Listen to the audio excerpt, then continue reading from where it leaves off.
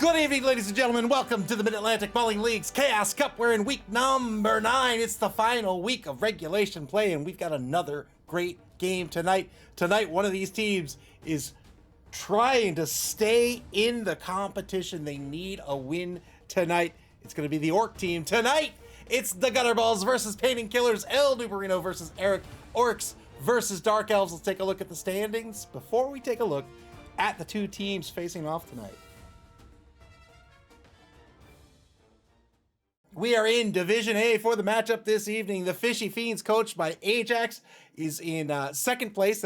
There's a bug. They should be in second, not first. But they are 5-2-1, and they have all but guaranteed their spot in the top 8. The Believe Broncos will be fighting later in the week to secure their spot as well. They're currently in first place. They're a Nurgle team. They are 5-1-1. With JD Whitey's Blitzburg Steelers playing a little bit later this week as well. A Skaven team, they are 4-3-0. They have 15 points in third place. They're going to fight to stay alive as well. The Birds of a Feather, coached by Galeshi, are in fourth place. They're an Elven Union team. They're 4-2-1 with 14 points, still in this competition. And, of course, the Gutterballz up tonight. El Nubarino's Orc team, they're 4-1-2. They're looking for a win this evening in order to keep their dream alive of making the top 8 in this competition. They need not only a win, but they need JD Whitey to lose as well later in the week. So we'll see how that game plays out a little bit later. Uh-oh. Uh-oh. There we go. In Division B, in first place is Spire's Philosopher's Song. They're a Lizardman team. They're 4-2-1. They have earned their spot in the top 8. Conspicuous Disunion, coached by Chime, in second place. A Necro team. They are 2-6-1. I believe they have earned their, well, they've all but earned their spot. They have 12 points. The Pip Stars or Technobabble Inc. could conceivably dethrone them if they win, I don't know, 5-0. So Conspicuous Disunion's going to make the cut as well. Ian's the Discomancers jumped all the way from 8th to 3rd with their win against the Goner Gits earlier this week. They're a necromantic horror team. They're 2-5-1. And finally, in Division C, we have Moob's NC Snakes, a Dark Elf team. They have very much secured their spot in the top 8 with 20 points and undefeated after regulation. They're 6-2-0. Doug the Minotaur will be duking it out against Clypheus later in the week. It's the Dinnerbell Darlings in second place, a Dwarven team. They're 5-0-2. And Odin and Snuffle, a Norse team. They're 4-2-1 in second and third places, respectively. Boy, it's been very, very competitive. El Nubarino says a 4-0 win for the Pipstars, give them the spot. Yeah, sure. It could happen. Ajax, El Nubarino, mediocre greatness, SP Beaver. Welcome all to the stream. Welcome everyone to this very important regulation match here tonight. Trying to make the cut to the quarterfinals in this first competition of the season will be the home team tonight, the Gutterballz, coached by El Nubarino. They have 12 players on the roster. That brings their team value up to 1,345,000 gold. They have all 4 big and blockers, all 4 blitzers. They have the big guy in the troll. They have a couple of linemen, and they have Tara Reed II, the Gabo, 1 apothecary, 4 dedicated fans, and 3 rerolls. They're going to be up against the Dark Elves of Painting Killers, coached by Eric. Just 10 players on the roster this evening. They'll have to pick up a journeyman. The journeyman's worth 70K. That's going to bring their TV's at 1,090,000. That's going to bring their total petty cash to 185, I think, somewhere around there. They're going to have to make big use of that here because I think they're at a pretty significant disadvantage in this matchup. 4 blitzers on the roster, a whole bunch of linemen besides 1 apothecary, 2 dedicated fans, 3 rerolls. How are these two teams going to play tonight? We'll talk about the Orcs first because I think they have, at least on paper, a very significant advantage. Look at this. Is this dwarves? What's going on here? Block all across the board, save for the number 2 big and blocker, the troll and the gobble. Of course, El Nubarino has done an absolutely superb job of spreading out SPP and getting skills out of those early in the season. Remember, this is the first competition of the season. He's got block on everyone, nearly everyone. He has 3 players with Mighty Blow. He has a player with tackle, a player with guard. This is a great roster for this Orc team, and I think in this matchup puts them at a very significant advantage. They are resilient. Everybody's got an AV 10 plus. They're not too fast, but they're not terribly slow. We're not talking dwarf slow. They have the blitzers that are an MA of 6. Mighty blow, guard, even tackle. I mean, they can remove these Dark Elves very easily. The Dark Elves are a little more resilient than other elves. They do have AV 9 plus, but Mighty blow is going to make that an 8 plus. And you can bet that El Nubarino is going to be looking to get that player advantage early in this matchup. On offense, they're going to cage up, they're going to group up, they're going to leverage all those assists, they're going to leverage guard and all that block and Mighty blow and just start punching. They're going to punch the Elven defense, remove those players, get the player advantage, and just push the cage down to pitch the score. On defense, they're going to have to be a little more careful. They'll probably be forced to spread wide, as the Dark Elves will spread wide. But if the Dark Elves don't, you can bet these Orcs are just going to flank the Dark Elves, surround them ASAP, and then just start their punching game, right? If these Elves have to cage up or make the mistake of caging up early, then these Orcs are just going to surround that cage and start beating it into oblivion. So the Dark Elves are going to have to be very, very cognizant of that. The Dark Elves, coached by Eric. Eric's a great coach. But I think at a disadvantage here. The team has been eliminated, so Eric doesn't have to worry about making the cut or not. But if Eric's going to bring this team into the Spike Magazine Trophy, that might be a strategic factor tonight. By bringing this team into the Spike Magazine Trophy, might play a little more cautiously with this team, might be looking to keep players alive rather than taking the risks and going in and trying to get the win. However, you win by scoring touchdowns. Touchdowns are 3 SPP each. SPP are star player points. Those are the experience points of this game to try to level up players. A severe lack of skills on this roster. You tend to see that on Elven teams, especially early in the season, since it's difficult to keep them alive. You really try to level up some key players like the Blitzers, and he's done so here with 2 Blodgers, has Tackle and Zakato, the number 4 Blitzer as well. And then once those get skilled up, then they can start to keep other players alive. This Elven team, I think Eric is hoping, praying to Nuffle that he wins the coin toss, and if he does, we'll go on defense to try to mount the best defense he can against these Orcs. If he could stop the Orcs in the first half, then in the second half of the game, he'll retreat back from the line of scrimmage, pull back almost all the way back to his own end zone, maybe even all the way back to his own end zone, try to stall this out, win 1-0, or if he goes on defense in the first half and is able to recover the ball from the offense, then he can go 1-up at the end of the first half. Now, in the second half, he can go up 2-0. All he has to do is stall it out for maybe a quarter, and then these Orcs are not going to be able to come back and win this game. So, very, very, very tricky to win this game as these Dark Elves, I think. Oh, Black Wolf with the gifted sub. Thank you very, very much. Welcome to the stream. Thank you for your generosity. I appreciate it very much. Very kind of you. All right, we're going to see if this game's ready to go, and if so, we'll get this very pivotal game in Division A underway.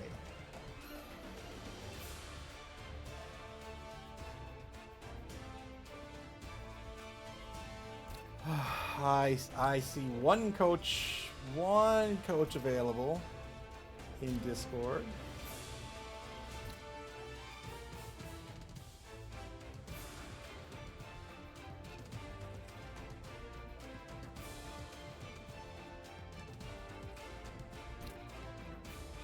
All right, both coaches are ready to go. Here we are. Very important game for the Gutterballz. What is happening right now? We don't get the intro. We just get to see this. Okay, neat. we'll just hang out with the drone camera for a little while.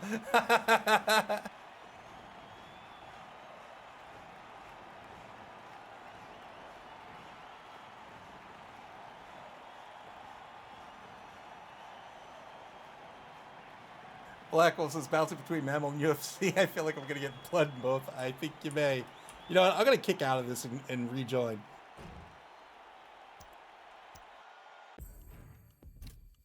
Although I just saw the inducement phase kick in.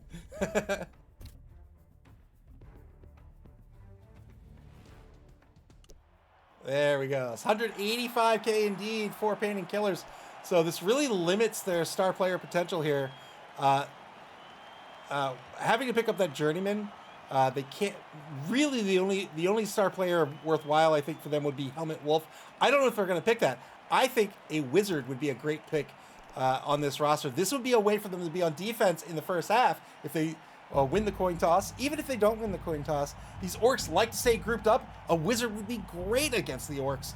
Casting a fireball, maybe getting 5 hits out of that, trying to crack open that cage with the fireball at the beginning of a turn, then staking that ball away with the high agility and high speed of these dwarves. But we'll see what Eric decides to do here, as they have a little over a minute to choose how they want to spend this petty cash.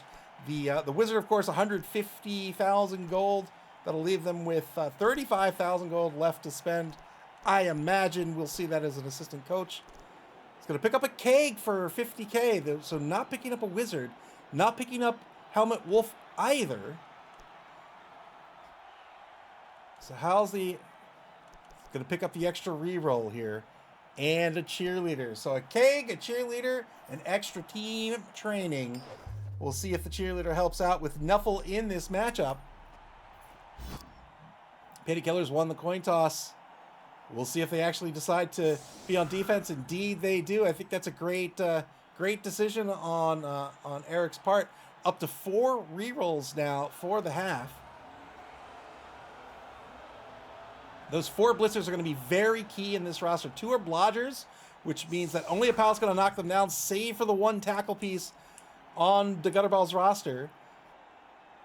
But otherwise, these are the only 4 players with the block skill for this defense. Such a tough matchup. Let's see if Eric can earn a win here against El Lubarino. 2 very, very good coaches. Neither are strangers to the postseason. Anchor formation here for the Dark Elves. Now the Orcs to set up their offense. 5 on the line. Currently nobody back to receive. Neither team with a kicker.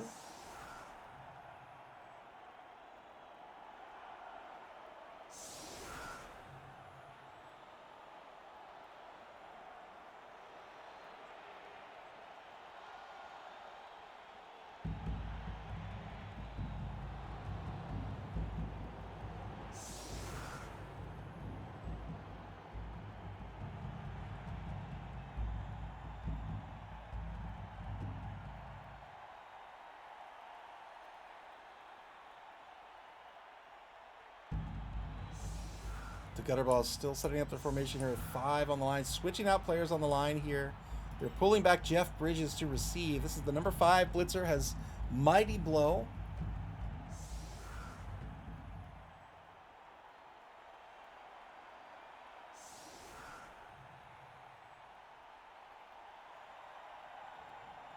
Now 7 on the line for the Gutterballz. They're going to block down this line. They're going to try to dominate center pitch. This might mean some of these elves are going to start applying pressure early down the sidelines. We'll see. 1 in either wide zone for the Orcs. This is not a passing team. Of course, they can pass. But they don't really want to do it. You see Jeff Bridges as the ball carrier with a passing a PA value of 4+. That's not great, right? And passing is not just the pass roll. It's also a pass interference roll. It's also a catch roll.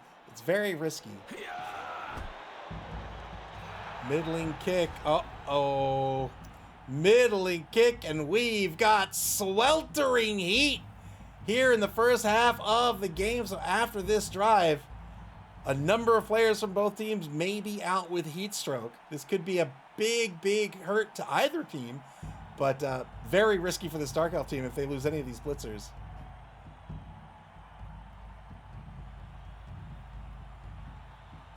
Mr. Rocker Crocker, welcome to the stream. Electrics Man, welcome to the stream as well. Hank the Ranger, welcome. That's right, we got sweltering heat. Mr. Rocker Crocker says, Orcs aren't a passing team? Well, of course not. No thrower. Yeah.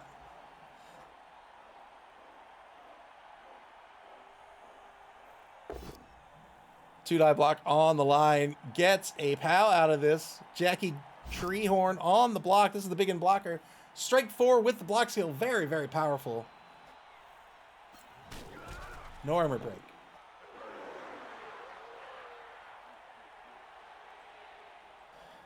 1 minute down on the clock here in this game. The Gutterballz have to win in order to keep their dream alive to make the quarterfinals. A win doesn't guarantee it, but if they don't win, they are guaranteed to be eliminated.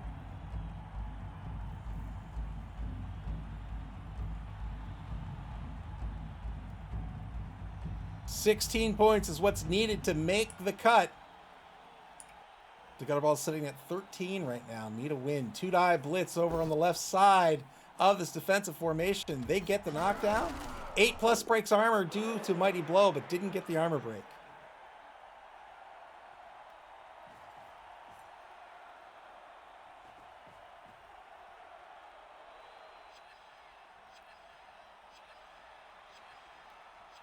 Five seconds left on the clock.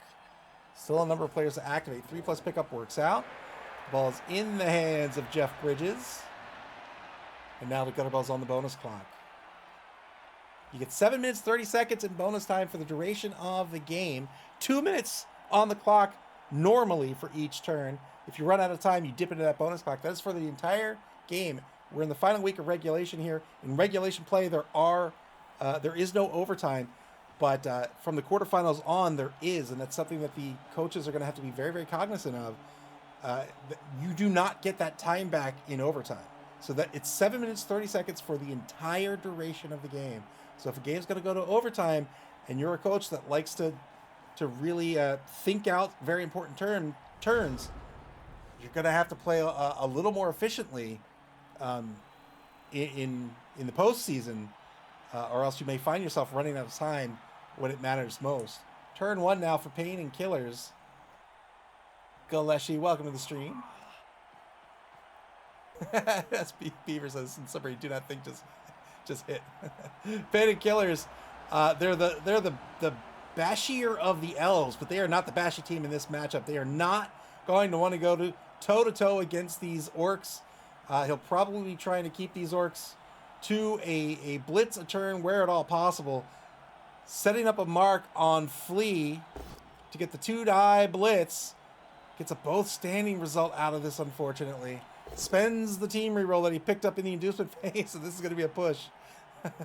So chain push will not follow up here.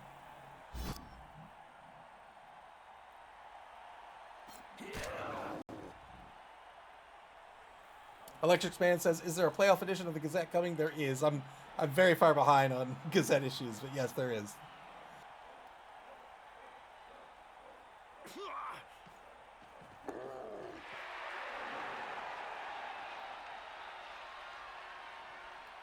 Good dodge away in the left wide zone. Still has the number 11 Journeyman, that nose tackle to more than likely dodge away. He might just be sitting there to take a hit, but I don't think he wants to take a hit against. Strike 5, strike forward, dodges away, holding the team to a blitz. That's what I would have done. Turn 2 now for the Gutterballz.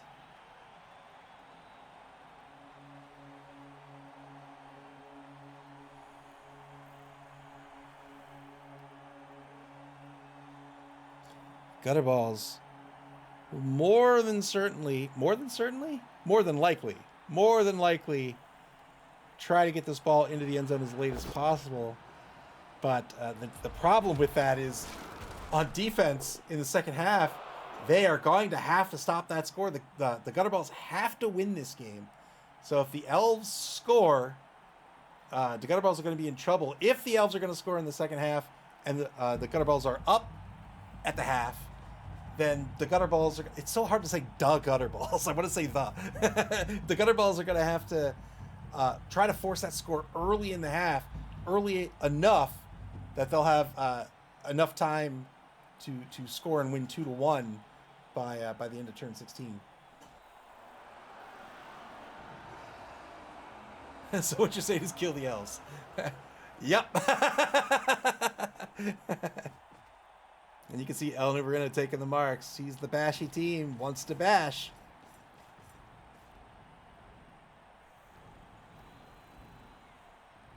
"35 seconds left in the turn.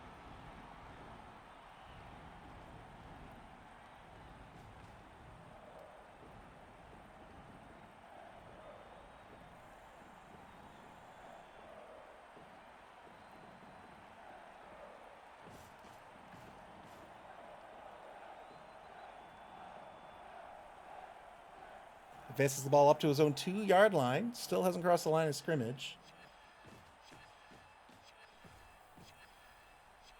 Keeping a wide line.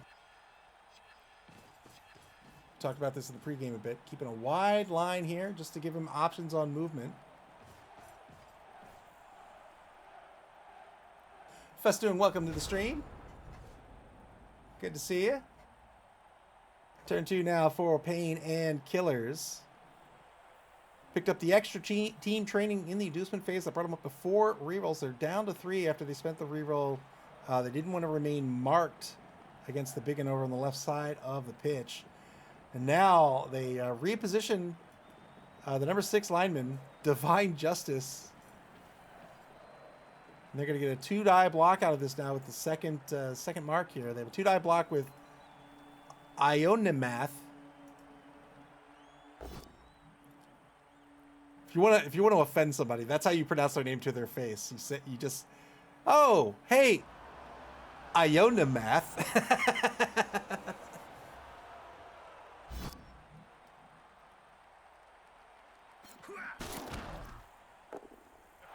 Got the knockdown, no armor break. Armor breaks are going to be few and far between for this Dark Elf team, unless they decide to bribe, to foul. But I can't imagine they're going to do that with 0 bribes.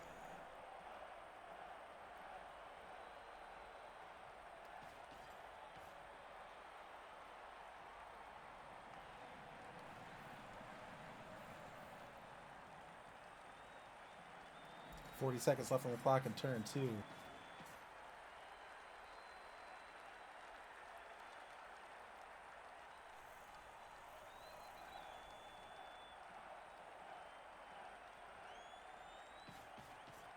Here's the blitz over on the left side here. 2-die blitz against Flea. Got the POW. Praying to Nuffle with every single one of these knockdowns that it's going to be an armor break. No armor break on the 10+. Cobblestorm, welcome to the stream.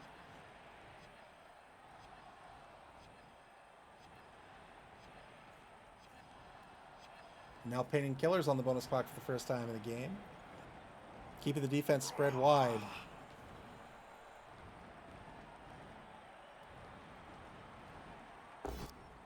Two-die block on Jackie Treehorn. This is going to be a knockdown. Ideal Lyran. Ideal Lyran. On the block. Elvin Days, man. They get the knockdown here. Woo! Big 50-50 dodge by Volker, the number 7 lineman. Rookie lineman got the safety there. 4+ to a 2+. And a good 2+ dodge by number 9. Pulls back into formation. Turn 3 now forward to Gutterballz. Ghost Modernism. Welcome to the stream. Ghost Modernism says, what is this clean pitch? We paid for blood.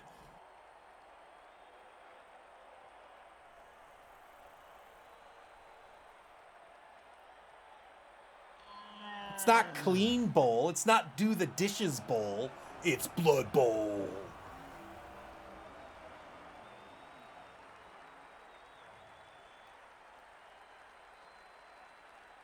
Very surprised the Wizard wasn't picked up in the inducement phase. With a little more money, without that journeyman, could have picked up a star player. Could have picked up Helmet Wolf with the money he had, but decided Helmet Wolf wouldn't be worth it. I think that's fine.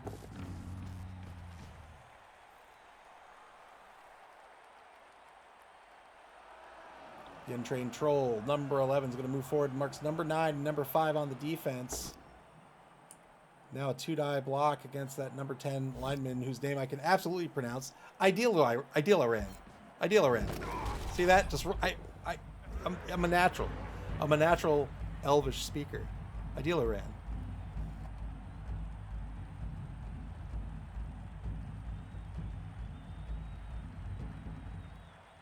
Untrained Troll, of course, being a big guy, has a negatrait, and that negatrait is really stupid. The Untrained Troll has to roll a d6 before moving.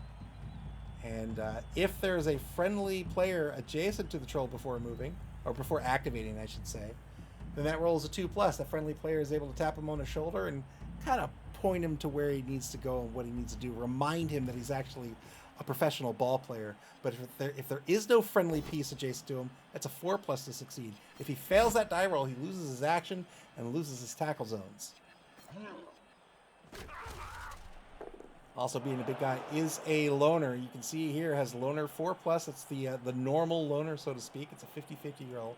Doesn't have the block skill, so blocks with this big guy are very risky, not just because of the really stupid roll, but also because of loner. If the die roll on the block doesn't go your way and you want to spend a team reroll, you have to spend the team reroll, then pass the loner roll, and then only if you pass the loner roll do you actually get to use the team reroll.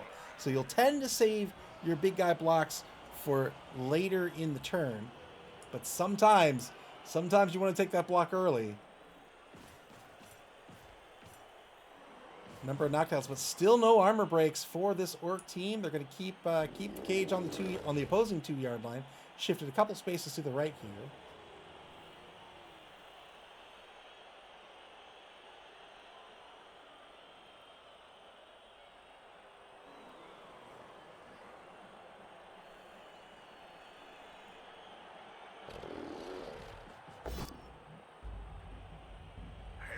.50 big and blocker dodge over in the left wide zone. Probably just he spent the reroll there. Failed the dodge on the 75%.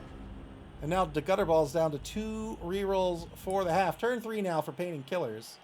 So far, doing a pretty good job of stopping the orcs dead in their tracks. Doing a good job of keeping this formation intact as well. You can see that the orc team, they're trying to get in between these elves. Trying to get in between these elves, but not able to really bust open that hole and start to pick these elves apart. Dead Freddy, welcome to the stream. Dead Freddy's like, excuse me, pardon me. Excuse me, I know I'm new here, but why the elves, why are they still alive? What's up with that? 2 marks on the back of this cage here. Here's the blitz to start to crack this cage open. Gets a pal on John Goodman, the number 3 blodger.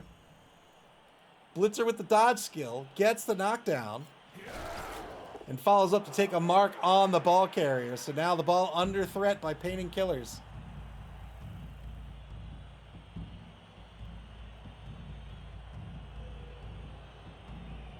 .45 seconds left in the turn. Back in my day, elves exploded like piñatas if you breathed near them. That was the good old days. These days, you kids and your elves running around like you're allowed to live. Boy, that got racist. 13 seconds on the clock.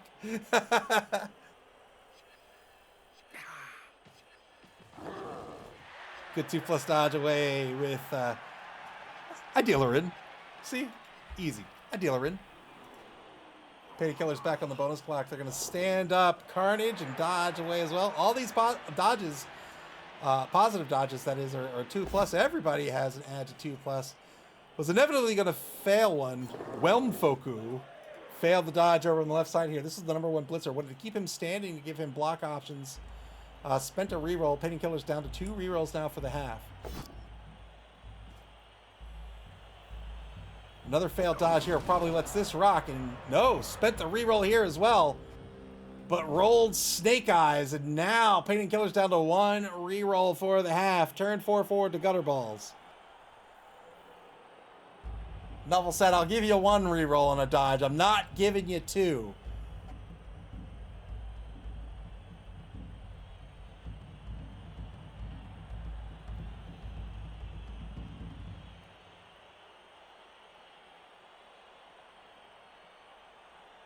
The Gutterballz now with the cage marked on the rear. Might make this a little difficult to keep the cage intact. He could just shift it. Could end up taking a blitz. We'll say with this guy here. Takes the blitz here. Knocks his piece down. Ends up caging up here. but we'll see what he decides to do. Stand-up blitz by John Goodman. It's going to be a POW against the number 3 blitzer. Didn't need the POW as John Goodman has the tackle skills, so could have taken the, could have taken a defender stumbles result. And now trying to mark out these elves.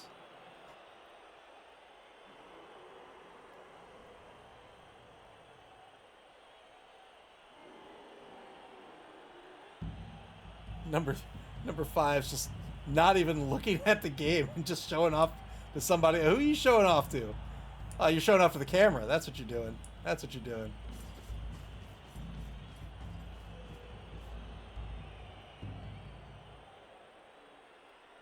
And now Mark taking over just off the left sideline here.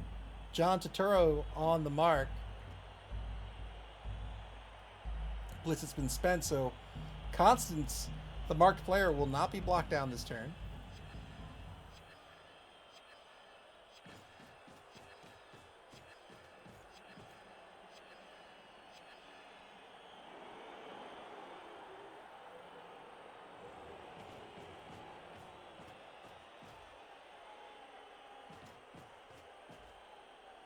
Taking a number of marks with these orcs, trying to mark as many elves as possible. They're down to 1 reroll, with the back of their cage currently marked by elves.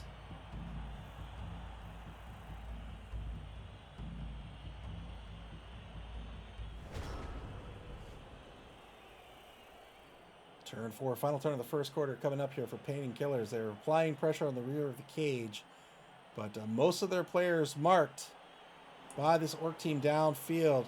Only Carnage in the safety position is unmarked. 2-die block against Jackie Treehorn gets the knockdown here. This is a little front of the cage to the left.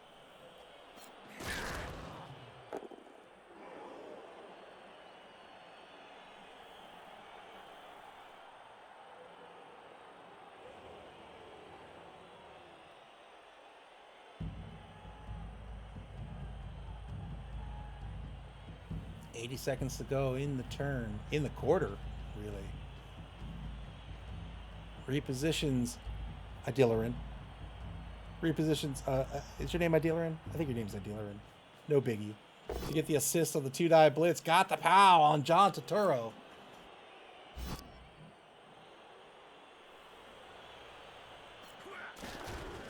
No armor break, but pushing the orcs away. Painting Killers need to stay alive and stay in front of the orcs. They've been doing exactly that so far. Not a single removal here in the first quarter. Dead Freddy says, clearly you fouled the downed orc. 2+ dodge for Terror to mark. Jeffrey Lebowski for the 2-die block. Gets a both standing result out of this. He's looking for something more here. Electric's man demanding death. You know, sometimes corn provides. So far, not in this quarter. 2+ dodge on the left side of the cage. Gets that number 3 blodger back to safety.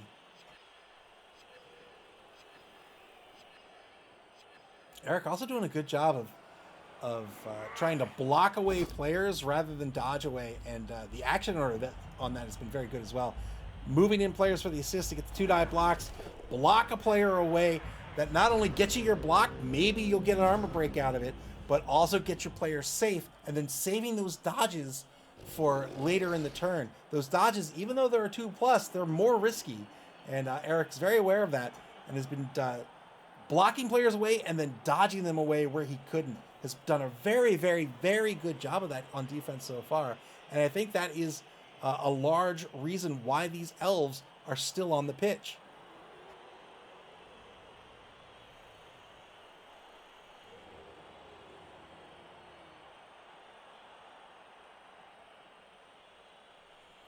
Second quarter begins here for the Gutterballz. They have the ball on the opposing 2-yard line. They have not been able to push further than that in a quarter.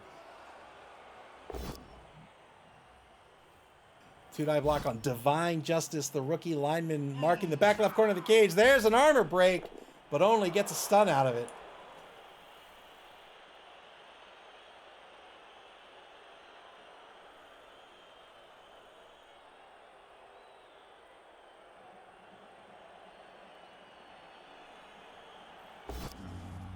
And there's that failed, really stupid roll. Rolled it and failed. And this is a big loss for the Gutterballz. They're going to have to fill this gap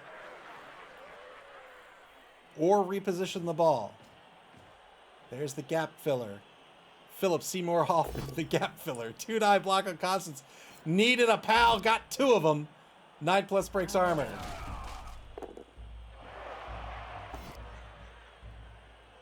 And now a 2-die on Zaccato.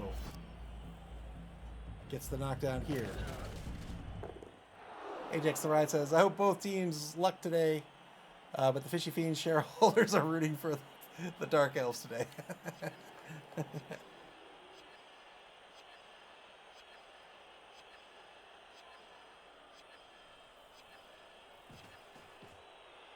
Now the Gutterballz back on the bonus clock. They're under 5 minutes to go on the bonus clock.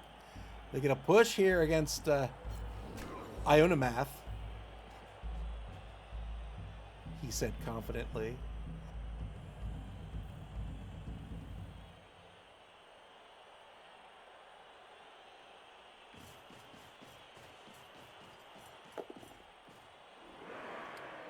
Trying to set up a cage all the way down on the 12-yard line here.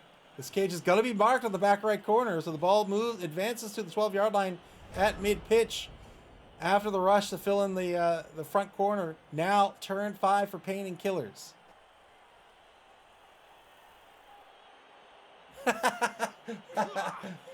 I bet you own a math.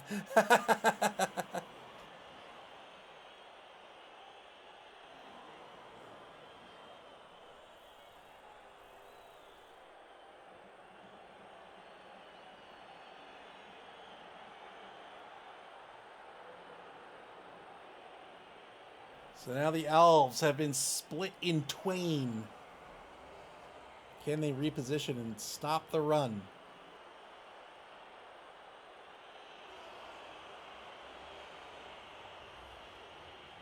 Advancing this cage forward like this, gained a lot of ground, but ended up with this Maud Lebowski here on the back right corner, marked by Carnage.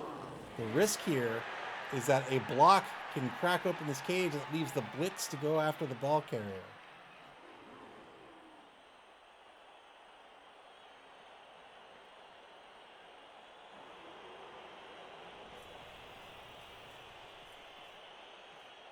Marking the cage on all 4 corners now.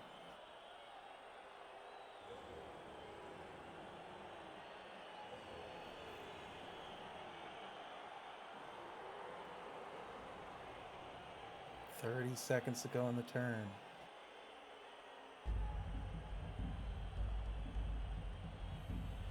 Here's the blitz on the front right corner. Takes the blitz on the front right corner, not going after the ball carrier.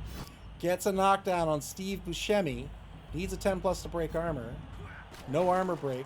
Follows up and now has marked the ball carrier.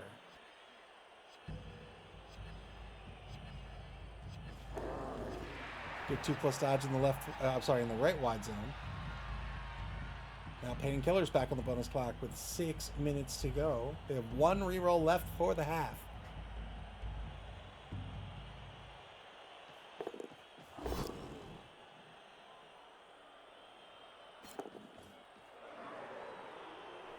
Failed the 2+ dodge around the right wide zone. Spent the final reroll, and now Pain and Killers with no rerolls in the bank.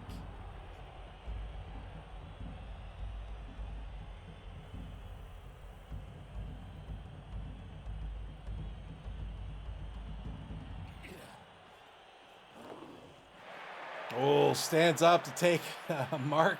2+ dodge to take another mark on the ball carrier.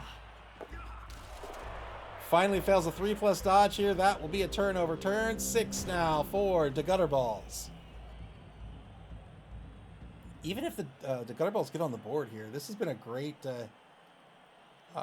defensive showing here by Pain and Killers. They'll still be in pretty good shape in the second half. The problem is, against this very, very bashy team, if they go into the second half down 0-1, I think you're playing for the draw at that point. It's so hard to get this ball away from these orcs. And by playing for their draw, that almost certainly means they're going to have to retreat on turn 9. On the very first turn of the half, they're going to have to fall back, engage the orcs on their half of the pitch. then score, then break free with their high agility, high speed, get down to the end zone and score probably early in the fourth quarter, and then draw this game 1-1. Because if they don't, if they score too early in the first half, they get it goes 1-1, and then they give the Orcs enough time to score and win 2-1. That was a stun, wasn't it? Yeah, there it is.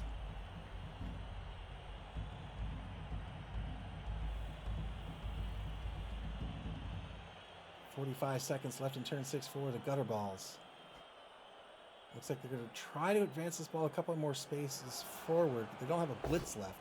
2-die block against the number 11 Journeyman. They only get a push out of this.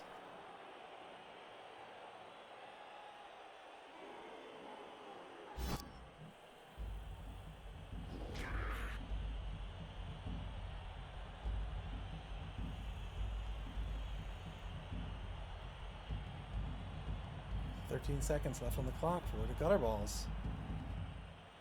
They're just gonna score on the rush. 1-0. The Gutterballz. The Gutterballz take the lead.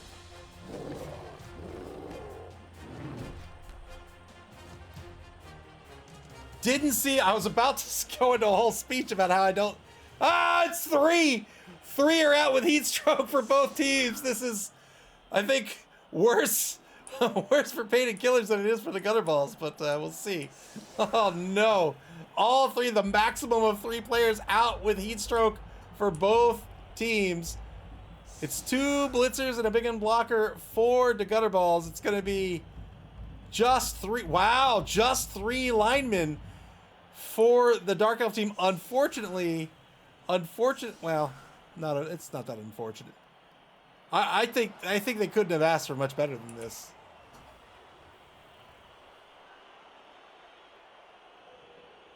So it'll be 9v9.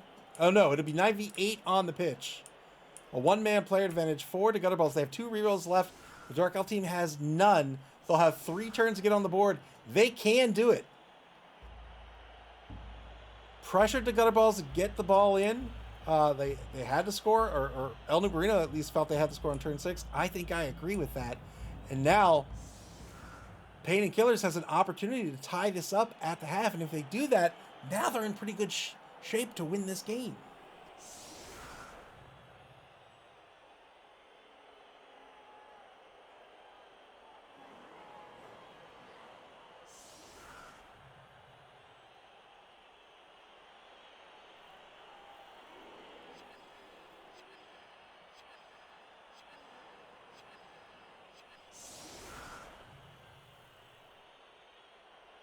All right, giving up the wide zones here. The defense is. Spoke like Yoda, I just did.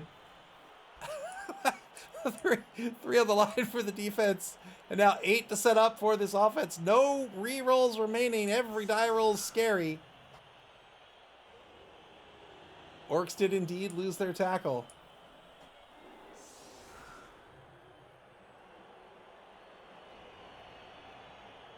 Four on the line, spread wide here for Painted Killers. They really don't want to tangle with this line too much. Any marks they make are, other than assists, are almost certainly going to be just to lock down these Orcs to prevent them from moving, or try to prevent them from moving anyway. 5 on the line now for this Dark Elf team.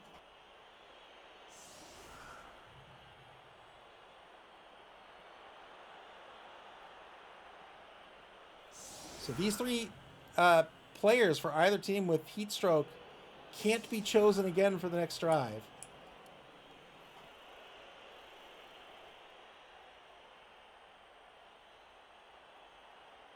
All right. Zaccato, the number 4 tackle blitzer, back to receive. 6 on the line for the Dark Elf team. Here's the kick. Shallow kick. We're back to perfect weather. And it's a touchback, so this is going to be a free pickup for Painted Killers. Are they going to put it on the line? I think so. I think it's going to go in the hands of one of these blodgers.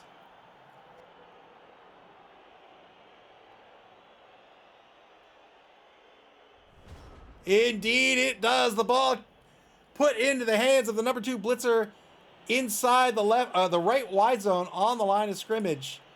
Turn 6 now for Pain and Killers.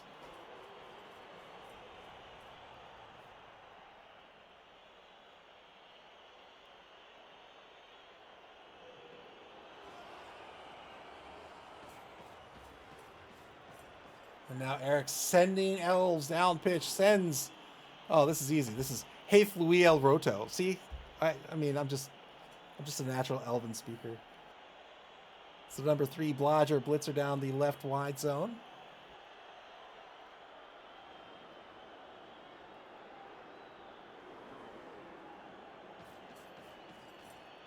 Taking a mark in the right wide zone.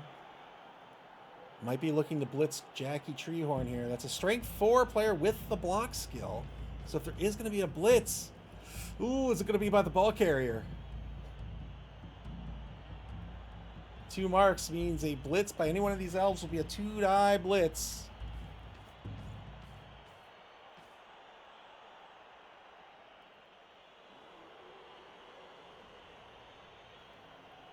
Two linemen on the line currently marked. This means the blitz coming first. There it is. 2-die blitz. Man, I was so scared. Double skulls. Oh, where's the ball going to end up? It's going to end up on the opposing 6-yard line. Oh, took the blitz with the ball carrier.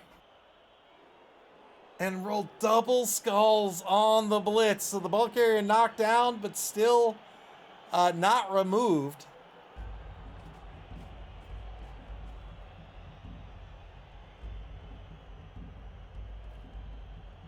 Spire says Goblin Toss.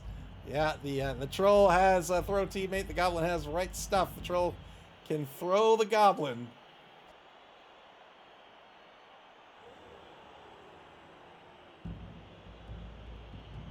Turn 7 now forward. The Gutterballz. They're probably just going to set up a scrum around this ball and just prevent these elves from, or try to prevent these elves from scoring.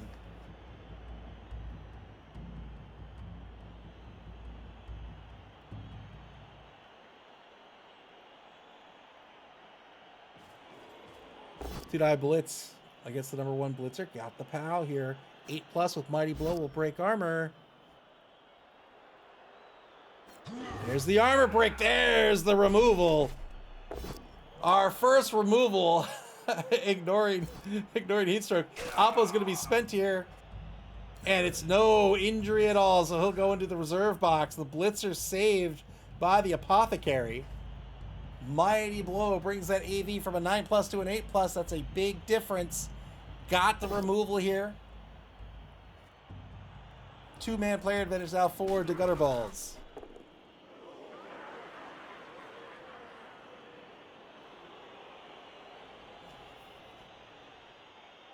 .32 seconds to go. Yep, there's that cage or that scrum forming around the ball that is inexplicably hovering in the air.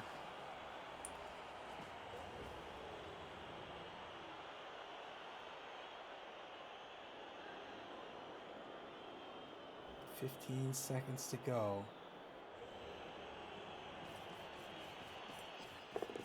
Good 3+ pickup by Steve Buscemi. And now Pain and Killers are going to have a real tough time recovering this ball.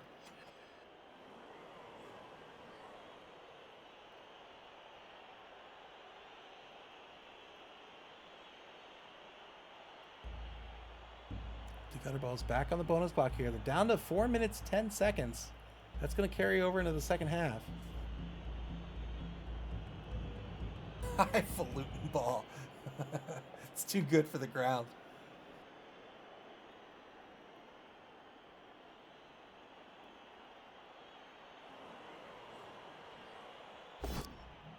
One die block against Iona Math.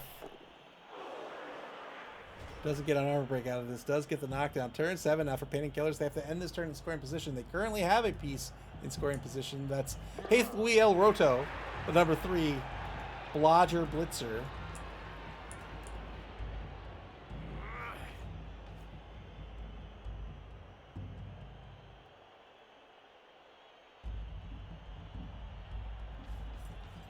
Well, he's going to pull back in to take the blitz on the ball carrier, but that is just going to be a push. One die blitz on Steve Buscemi is going to result in a push.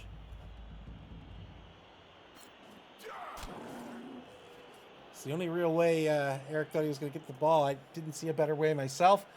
They're not going to be able to recover the ball here on turn 7. So they're going to reposition Zakato, the number 4 blitzer, to be in scoring position on turn 8. And they'll try this again on the follow-up turn.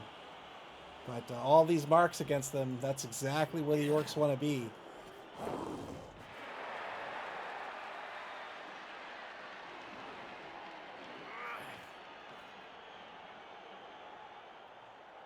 $50 seconds to go now for Painting Killers.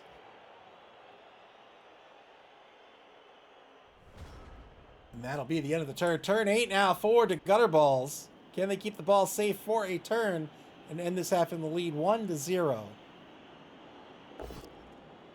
2-die block against number 3 gets a push. We'll push this piece into at least one other block.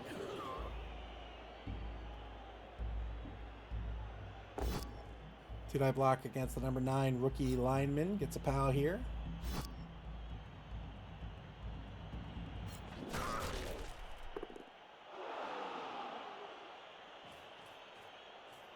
Advances the ball a couple spaces forward to the Gutterballz own 4-yard line now. Caged up once more, but this cage is marked on 3 of the 4 corners.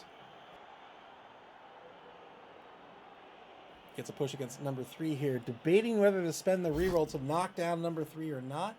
Decides to take the push into another block. I think that was the right call. Now, this is not going to work. This is going to be a reroll.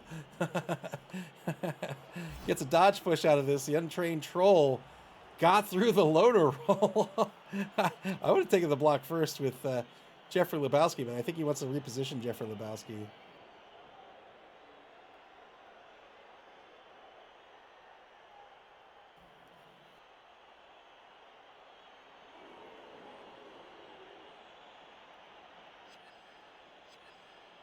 Waiting for Eric to choose whether or not to dodge here. I see no reason not to. Something must be going on here. And Eric said, there we go. There we go. Got the selection in there. You have a certain amount of time to select your actions, even if it's not your turn. And if you run out of that time, you're back on the bonus clock. Ooh, great armor break here. Gets a stun out of it, but that's a player he doesn't have to worry about on this upcoming turn for the Dark Elves. Now the blitz against Constance. This is just going to be a dodge push unless a reroll is spent.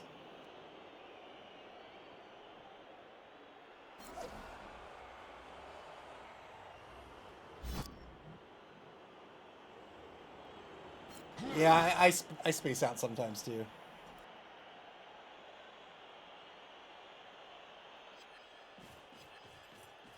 Repositions the blitzer to mark the only player who's threatening to score right now, and that's Zakato, the number 4 blitzer. Good repositioning of the blitzer here by El Nubarino. El Nubarino back on the bonus clock here as he's trying to fill in gaps. 2-die block against number 3 will be another push. So the number 3 blodger will stay on his feet.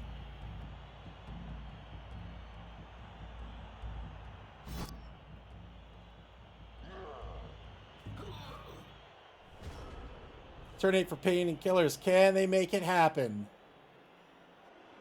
It's looking grim, but they could pull this off. We'll see.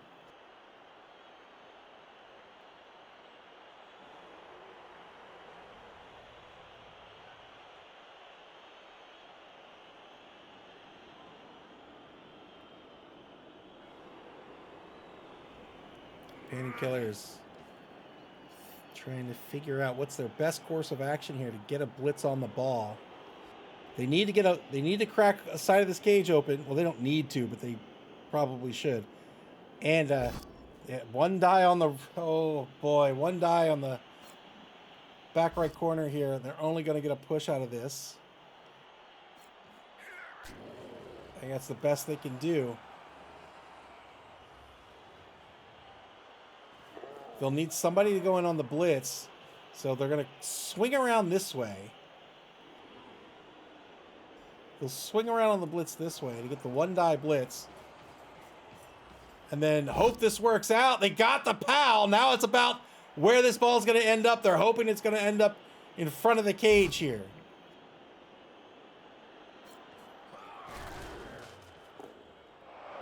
And it did. My word. My word. It's a 2+ dodge to a good luck pickup. So it's a 2+ dodge to a 50-50 pickup. Oh, it worked out, but failed the final 2+ dodge. It almost worked out for Pain and Killers. But they're going to be down 0-1 to start the second half of this game. Wow. Still needed to do a handoff. That would be a 3+ handoff to a 2+ dodge to score.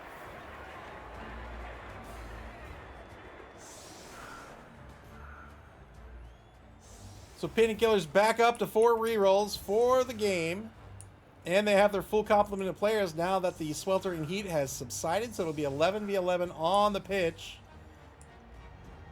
Now Pain and Killers, I mean, you know, Eric and El Nibarino are both much better coaches than I am. But I struggle to see how this doesn't end. I think this Dark Elf team has to play for the draw at this point. They don't have to. But if they give this ball back to this Orc team with enough time for the Orcs to score, I don't know how the Dark Elf team recovers the ball.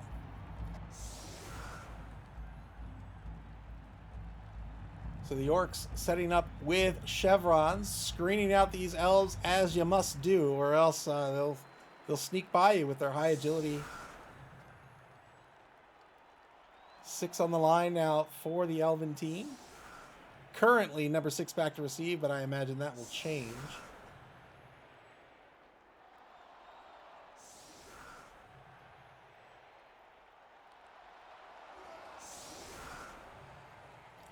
Electric Man says, I don't think he declared the dodge. What do you mean? Ghost Modernism says close, but close only counts in horseshoes and hand grenades. That's true. Close counts in some other things. It counts in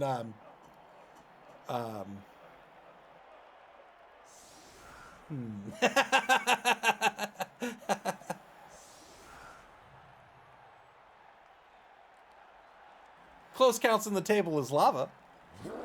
Here's the kick. Shallow kick by this Orc team.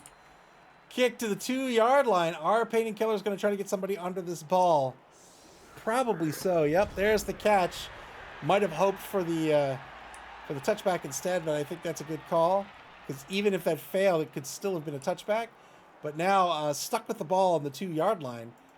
Advances the ball back to his own 6-yard line at center pitch to start the second half of this game. Yeah, Table is Lava is a great game.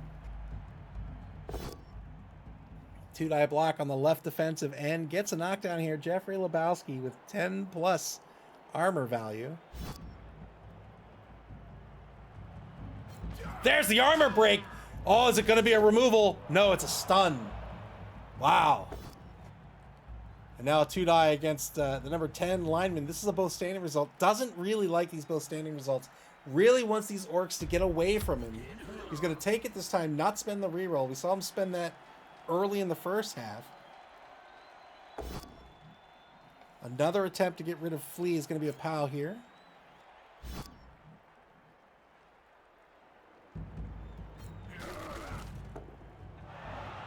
Has 3 assists on the troll. A blitz could make that a 2-die blitz. Here it is, 2-die blitz. Got the POW on the untrained troll.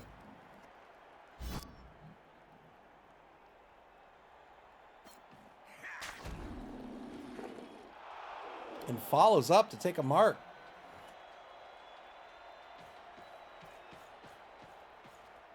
Journeyman repositions to the right side of the offensive line.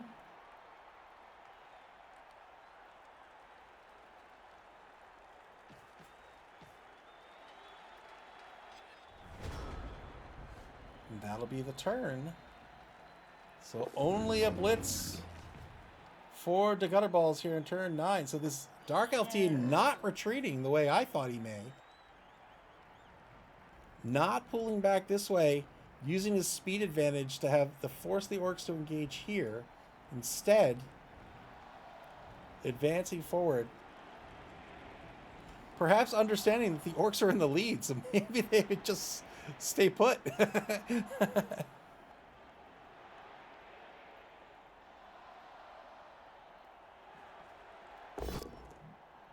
Two-die blitz. Over on the left side of the line here, gets the knockdown.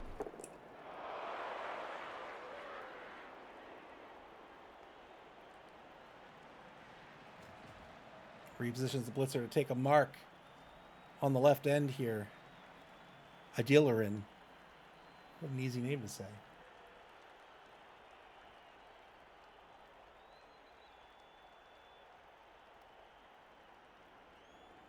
$50 seconds to go here in the first turn of the second half forward. The Gutterballz, they have 3 rerolls left for the game. They're in the lead 1-0.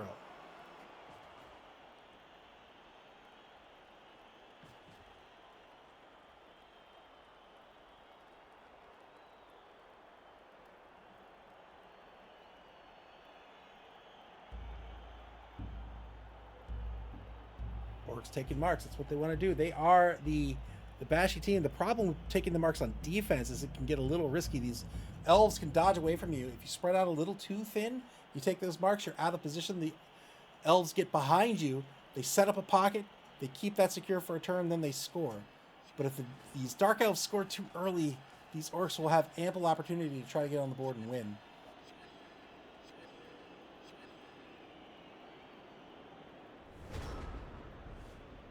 Turn 10 now for Pain and Killers.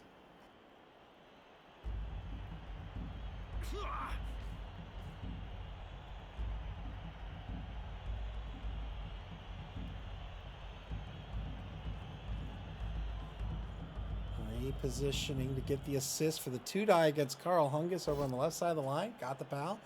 Eric doing a very good job of finding these 2-die blocks as elves. Something that you have to learn as an elf coach to do. Instead of relying on the dodge, finding those 2-die blocks, setting up the chain blocks. You could do that with a blitzer. You come in on the blitz, get the knockdown, repositioning the blitzer for an assist, and then now another one of your teammates gets the 2-die block, pushes the player away. That ensures you're getting your blocks and keeping your players safe without having to rely on just the dodge roll that doesn't give you your blocks and is more risky.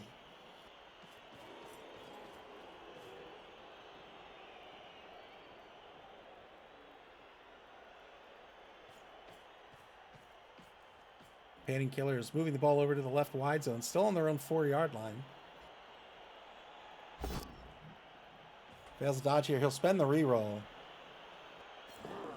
Yep, there it is. Sets up the 2-die on Maud Lebowski. We'll see if these orcs decide to swing in and try to box these elves in.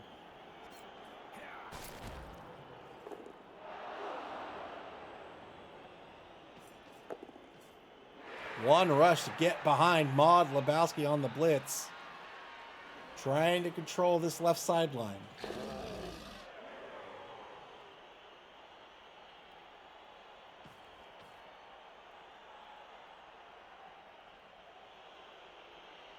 One more maybe dodge. I don't see why you wouldn't, but we'll see. We'll see if he likes this mark or not over in the right wide zone. Yeah, there's the dodge. And again, holding these orcs to a blitz. Turn 10 now for the Gutterballz.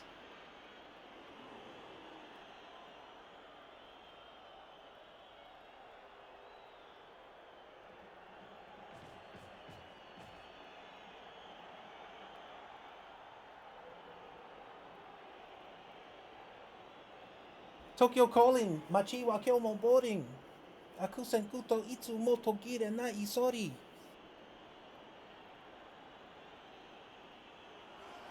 Thirty seconds down for the Gutterballz.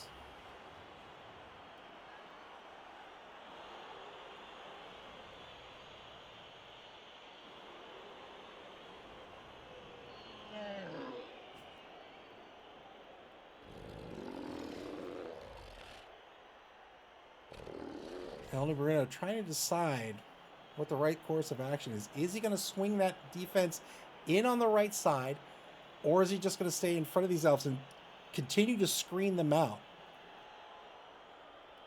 You'll often see if a defense against an elven team, if they do swing in and try to box in the elves, the corner is usually a weak spot that you have to be very, very careful of defending adequately.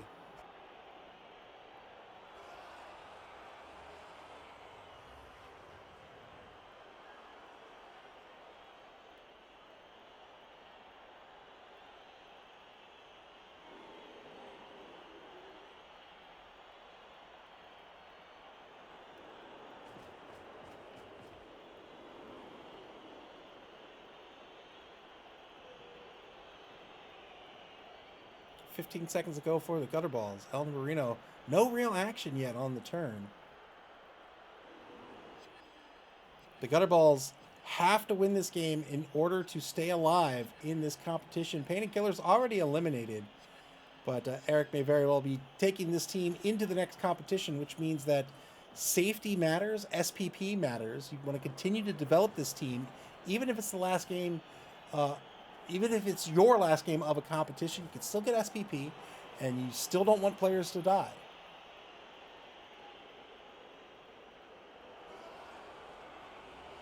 The Gutterballz picking off Zaccato. Here's the 2-die blitz. Got the POW. 8+ will break armor. They're down to 2:45 on the bonus clock.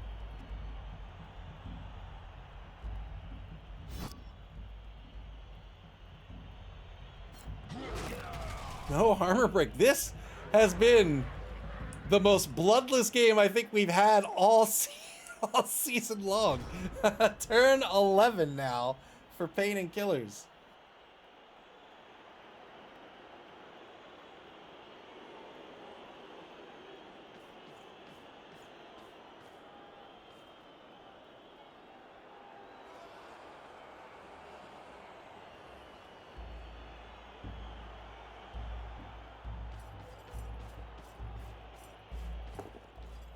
A rush to get the assist over on the right side here by Pain and Killers.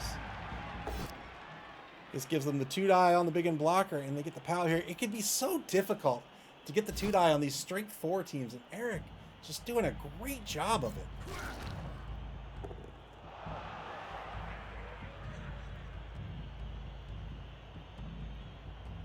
You have to dedicate 2 players on the assist when you're a strength 3 piece. And that can often put players out of position, but when you're high agility and high movement, it's very easy to move players back and forth to get those assists and not get stuck in a formation that puts your ball in danger.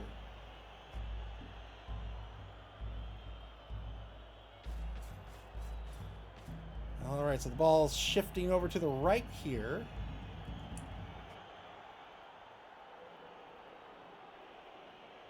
Had a couple of options there with the ball carrier. Put it in the hands of the rookie lineman.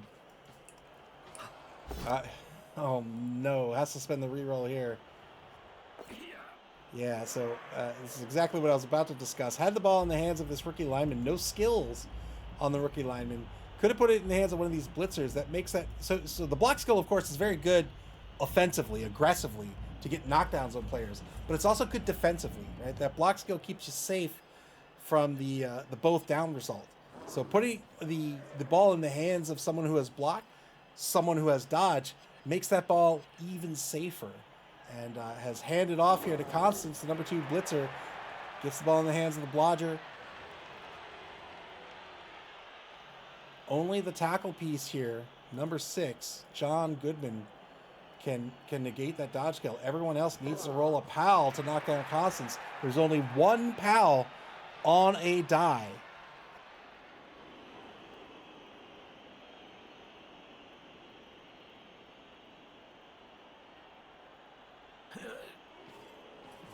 Good 2+ dodge in the left wide zone to get Zaccato back to safety. And now turn 11 for the Gutterballz. They're in the lead 1-0. They just need to hold on to this lead. Every turn that passes here that these L's have the ball makes this a more and more stressful game for these Orcs. El Marino, again, knows he needs to win. That means he needs to stop this score. A mark taken on Zakato once more by Maud Lebowski, the big end blocker. Strict 4-piece with the block skill.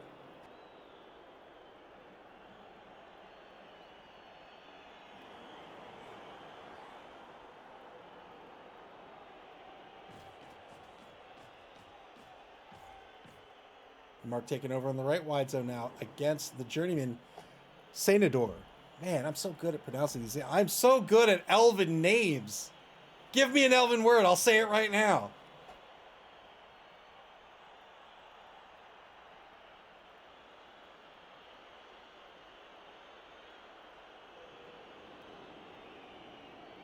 "52 seconds to go." To Gutterballz with a very, very cautious defense. They understand the risk of getting aggressive early, having just a little bit of a gap in this formation. Oh, that's easy. That's easy. That's Adalome. 100% pronounced that correctly. You're welcome. You're welcome.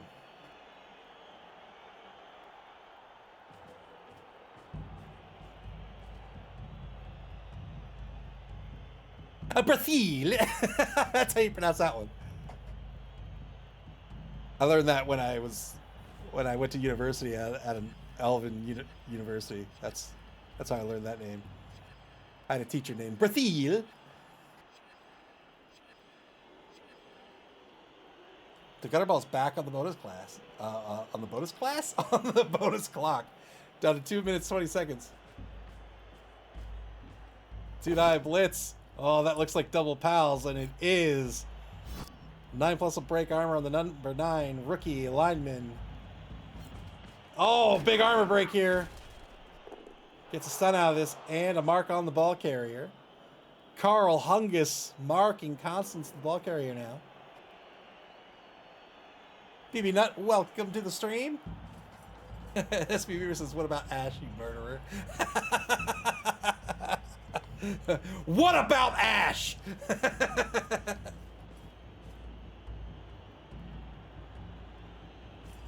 The Gutterballz down to 1 minute 37 seconds on the bonus clock, and that'll be the end of the turn.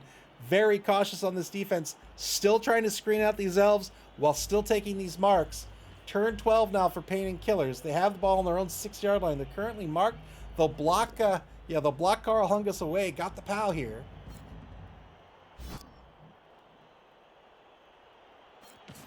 Oh my goodness, got an armor break out of this. And a stun. Will somebody please murder someone else? Is that too much to ask? Oh, it's pronounced fertilizer.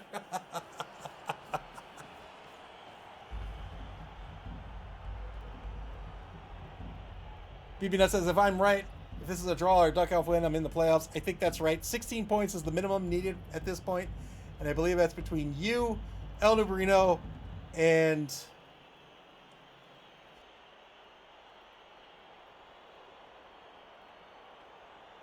maybe it's Ajax. Maybe Ajax is the other one. Failed dodge here. He'll spend the reroll. Whoa! Hey, ah! Rocket skates!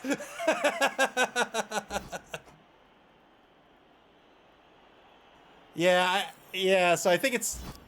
I could have sworn there were 3, and eliminating Elder Marino brought it down to 2, but maybe not.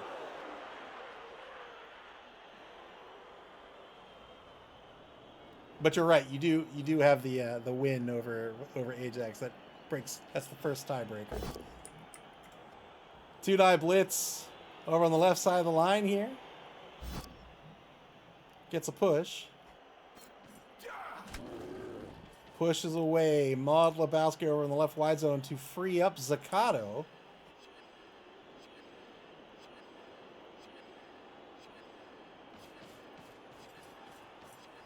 Yeah, all right.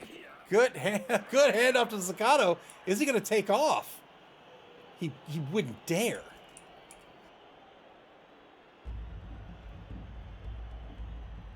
Hank the Ranger says you've barely drawn on the screen. That's probably why there hasn't been a lot of armor breaks. All right, Zakato does take off down pitch. Now on the 16-yard line, just off the left sideline.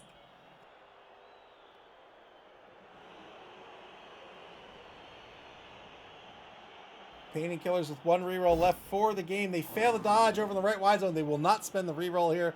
That'll be a turnover. And now turn 12 back to the Gutterballz final turn of the third quarter.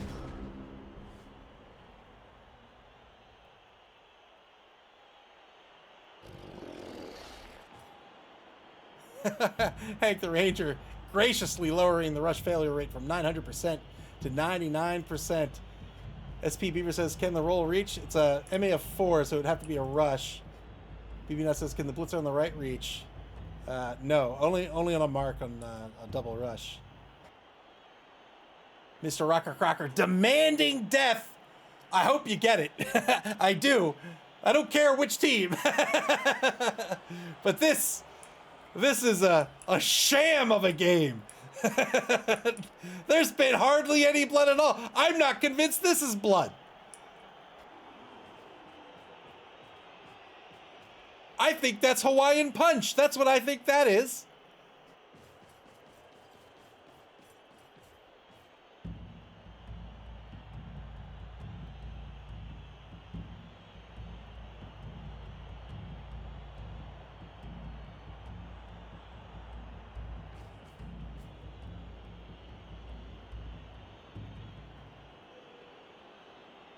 .44 seconds left on the clock for the Gutterballz here in the third quarter. The ball has gotten by them now, and now it's a question of what can you do to stop the score? Double rush to take the mark on Zaccato. Is it going to be a troll blitz? No, it's going to be this guy on the rush. So double rushes, works out, but gets a push out of this. Spends the reroll, got the pal. Is the ball going to stay on the pitch? It does. So the ball stays on the pitch on the 14-yard line after a successful blitz by Jeffrey Lebowski. Double rush blitz after the double rush mark. Spent a reroll, got the knockdown.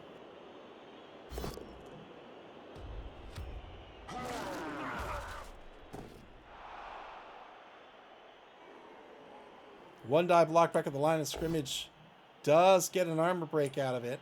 And now a two die block on Welmfoku. Welmfoku. That's definitely how you pronounce that. Gets a pal here as well. 9+ breaks armor. Turn 13 for Painted Killers. Final quarter of play. The Gutterballz need the win to keep their dreams alive in this competition. Painted Killers looking to dash their dreams.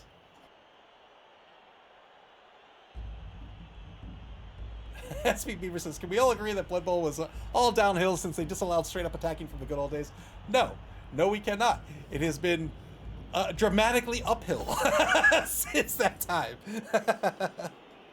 Oh no, a failed 2+ dodge. Needs to spend the final reroll to keep the drive alive here. So no more rerolls left for Painted Killers. BB Nut says, Ajax, did you beat the Orcs? Yes. Yeah, there's a circular who beat whom if we end up with, maybe that's what it was.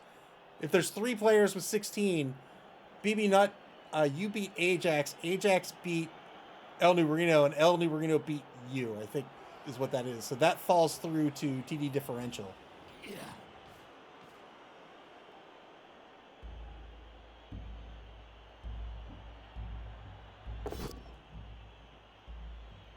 Two die block against Jackie Treehorn. Gets the knockdown here. Looking for the 10+.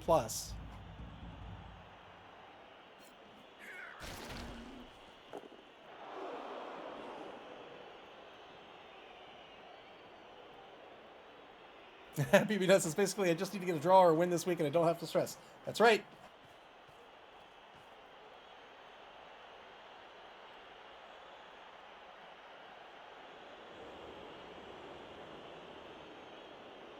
So I think BB Nut, for you to not make the cut, you have to lose. JD Whitey needs to win. El Nubarino needs to win. I think that's how that works out.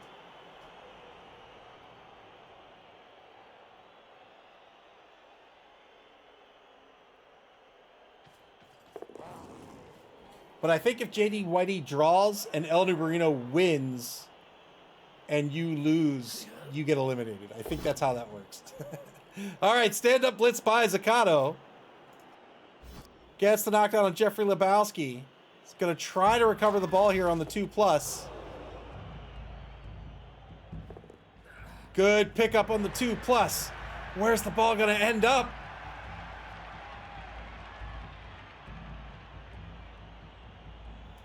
Not on the sideline, that's for sure. 2 rushes down, pitch down to the 22-yard line. Zakato has his eyes on the prize. Turn 13 now for the Gutterballz.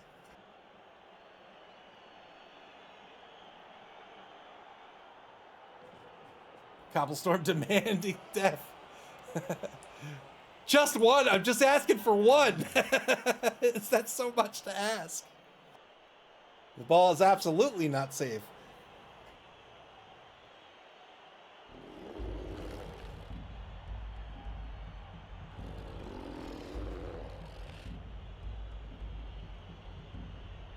Just one reroll left for the Gutterballz. This has been a very intense match between these two teams.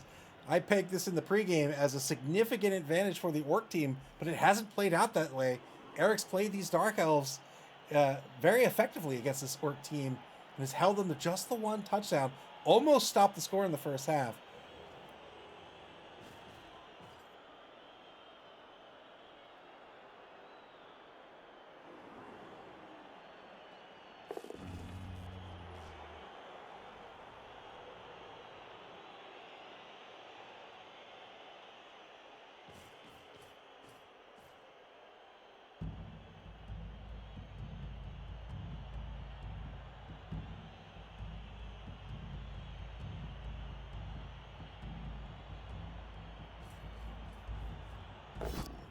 Two-die block gets the pal here on Zakato. Is Zakato going to stay alive? Is the ball going to... Well, the ball is going to stay on the pitch. Zakato stays alive. The ball's going to bounce. One space to the right.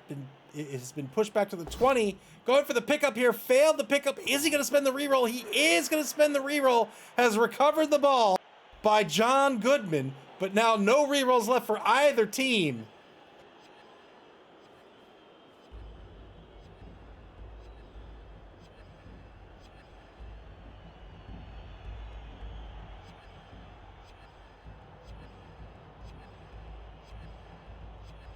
Good blitz to the recovery here for the Gutterballz, but now they're out of rerolls. They're down to 47 seconds on the bonus clock as well. BB Nuts says, so time bank. Did you know if you run out of time, you can't use an oppo? My opponent threw a bomb as they ran out of time. It hit and killed their ogre, so no oppo could be used. Yep. So the clock never stops ticking in this game. And that's a big, I think a big consideration when it comes to bonus clock usage. Turn 14 now for Painting Killers. Are they going to get another shot at this ball?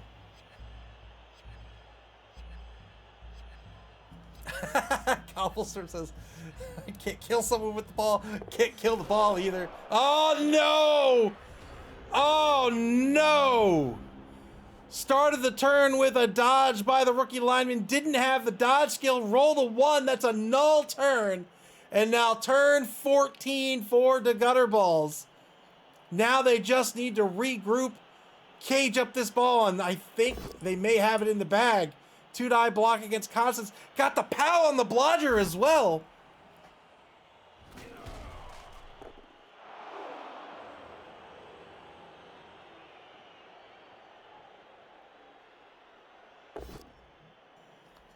Pow on number 9 here, back at the line of scrimmage. Needs a 9+ to break armor.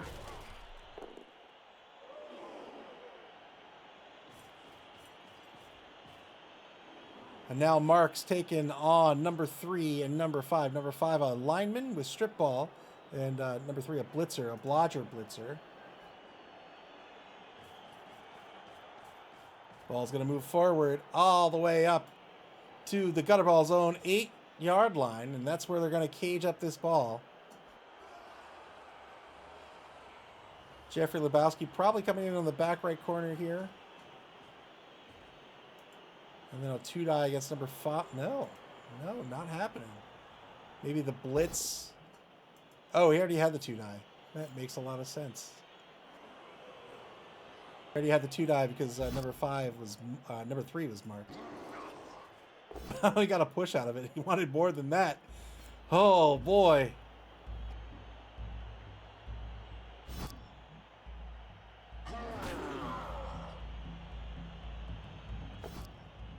One die way back in no man's land over in the right wide zone across the line of scrimmage. Gets a POW on the journeyman, and that'll be the turn. Turn 15 for Pain and Killers. They have 2 turns left to get on the board.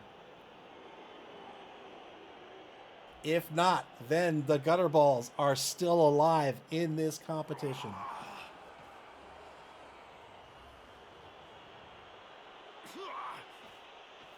Spider says, probably still want to try and score for the app and TD diff. Yeah, I mean, if Eric's going to carry this team over to the next competition, that's absolutely true. So, team development's still a strategic concern, especially so early in the season. There are 3 open competitions and an invitational at the end of the season. So this is the first of 3 open competitions. Plenty of time left to develop your team, to kit out your team. So all this SPP matters. Keeping them alive matters as well, of course.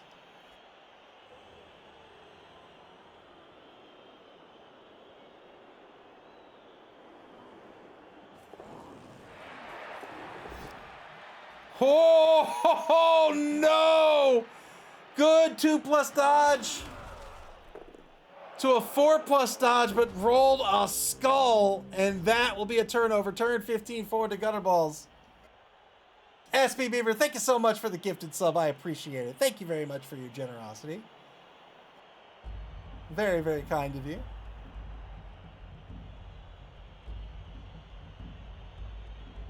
Moop says keeping them alive, like saving the Uppo for death instead of a KO.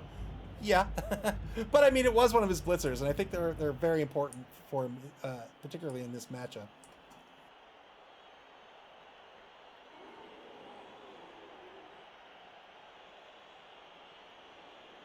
BBNet says, doesn't matter with the dice, but I think the strip ball lineman was a better blitz.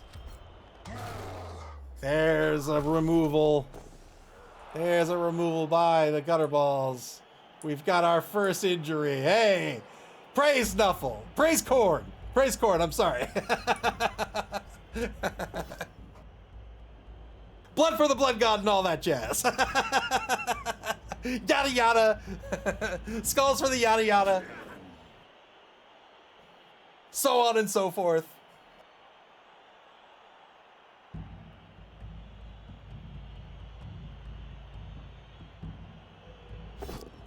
Oh, Move said, oh, I meant my blitzer and then my witch elf died. Yeah, that was unfortunate. The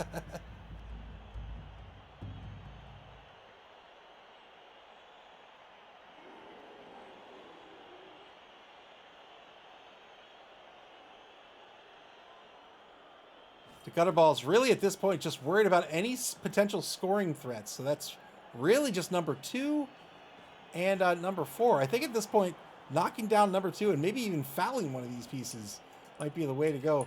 Cage is up here at the 4-yard line. There's the knockdown on number 2. So number 2 no longer a threat. It all comes down to number 4 and whatever can possibly happen here on turn 16 for Pain and Killers. Can they make a miracle happen?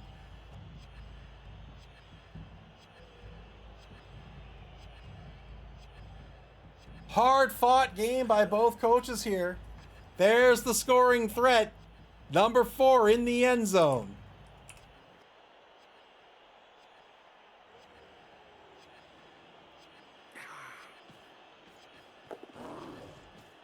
Marking the cage out. Who's going to be the blitzer? It's got to come down to a blitzer, and then somebody's got to get this ball and pass it down pitch. It is already a long bomb from this position. Failed the dodge, had to go for something, didn't work out. Final turn of this game. The Gutterballz are going to win this one 1-0, and they're going to remain in the competition.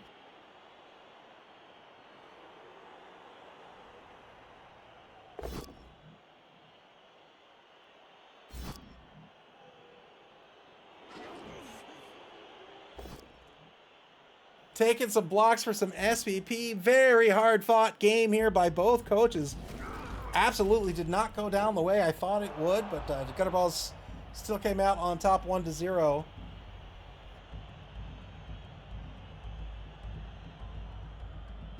Cobblestorm said, if only they had a Gobbo on the pitch to throw and go 2-0.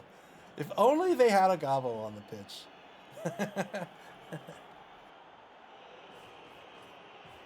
Mr. Rocker Crocker says, I would have liked to see a potential scoring threat set up by the Orcs on turn 15, but I suppose getting a 1-0 win is still good. Yes, indeed.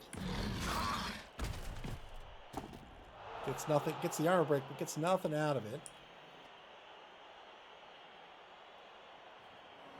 Oh, he's going to try the surf on the rush. He got it. Well done.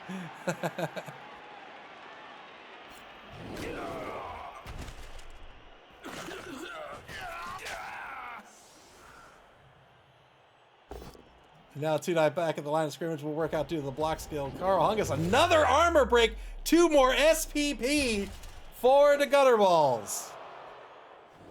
And that's the end of the game. 1-0 the score. And the Gutterballz stay alive in this very, very competitive competition. Very well played.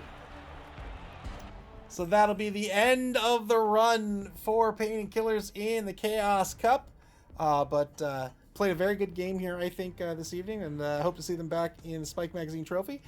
But the Gutterballz will pick up the crucial 3 points they needed here to advance up into second place. And now there's a 3-way tie for points. The first tiebreaker, as mentioned a little bit earlier, is who beat whom. But here's the thing. BB Nut beat Ajax. Ajax beat El Nubarino. El Nubarino beat BB Nut. So that tiebreaker breaks no ties. So then it's up to TD differential. And right now, the Fishy Fiends are in first place with a big TD diff of 10 plus. That's going to be very, very hard to beat. But so the Fishy Fiends have made the cut. The Gutterballz are still tied with the Believe Broncos in terms of TD differential. They're at 6 each. That means the final tiebreaker goes to TDs scored. And the Gutterballz have scored 12. The Broncos have scored 9. The Gutterballz and the Fishy Fiends have played all 8 games of regulation. The Believe Broncos still have 1 to play. So long as they don't lose, they will have made the cut. And I think they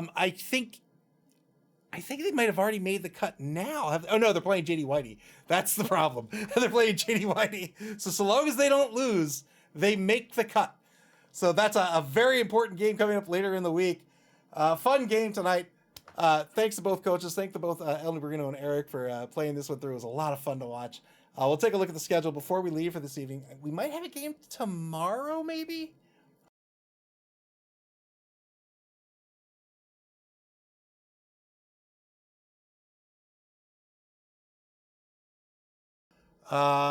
We have not 1 game tomorrow. We have 2 games tomorrow. First up tomorrow, Sunday, April 13th at 8:30 p.m. Eastern Daylight Time. That's UTC -4. We have the Dinner Bell Darlings versus Odin and Snuffle, 2 former league champions, Doug the Minotaur and Clypheus, facing off in Division C. It's Dwarves versus Norse. They are duking it out to make the cut. Whoever wins that game will make the cut in Division C. And then following that, we have the Dream and Wish Foundation versus the Pip Stars. Current league champion Nick Satan versus Dead Fred. That's Halflings versus Lizards. That's scheduled for 9:30 p.m. Eastern Daylight Time tomorrow. Nick Satan already eliminated. The Pip Stars all but eliminated. They could conceivably pull it off. And if there's any matchup where they can pull it off, it's going to be against the Dream of Witch Foundation. No shade thrown at Nick Satan, just the fact that it's a halfling team. And then coming up on Tuesday, April 15th at 8 o'clock p.m. Eastern Daylight Time, we have Entanglements versus Nerdstrom's Nose Count. Conkill versus War Horseman. That's, is that Elven Union? Might be Imperial Nobility. Let me see. Let me look it up.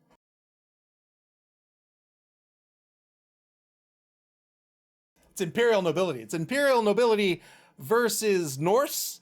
And then I think Conkill has like a left field chance at making it. I'll have to double check. Then on Saturday, so a couple extensions will be used, which is totally cool. But just be aware that this week's not going to end until a little bit later. It's going to end Saturday, April 19th at 2 o'clock p.m. Eastern Daylight Time. That's when we're going to have the other big game in Division A. We have the Believe Broncos versus the Birds of a Feather.